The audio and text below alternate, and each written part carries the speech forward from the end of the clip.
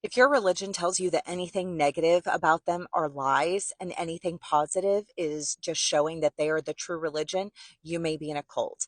My name is Amber. I grew up in the Jehovah's Witness cult. I'm fifth generation. I spent almost 40 years in it, and I'm sharing my experiences here to hopefully help and encourage others. As a Jehovah's Witness, we consider everything negative to be apostate material. That is a narrative that we are given. So they may not even come out and legitimately say anything negative is apostate, but that is what they're saying from the platform. That is the culture. We all know that apostate material is anything negative that's written about the witnesses. First, let's talk about apostasy, and we'll call it spiritual poison.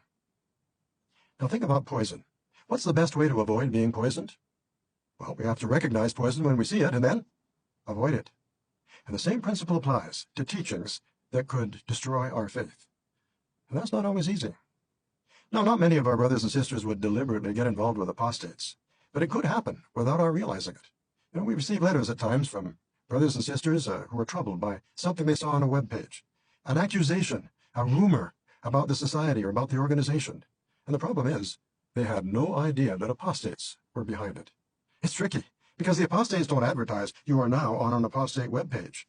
They often pose as sincere witnesses who just have questions or concerns. And some who aren't really apostates can cause just as much trouble as the apostates do by their negative talk and criticism.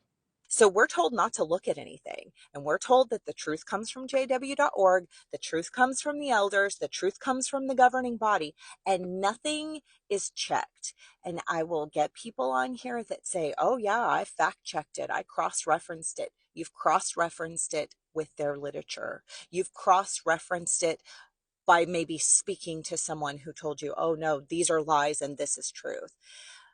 But would you do that with anything else? If you're looking for a new restaurant to try, you check reviews. And when those reviews come up negative, you take that into consideration. And if you've got one negative review and the rest are positive, you take that into consideration. If everything is negative and the only positive stuff is coming from their website, you take that into consideration as well. If you're looking for a doctor, if you're looking for a lawyer, if you're looking for a therapist, you check reviews. You do your due diligence and you check everything. You would never rely on their opinion or their website only. This is your health. So how much more so to check for your life? If the government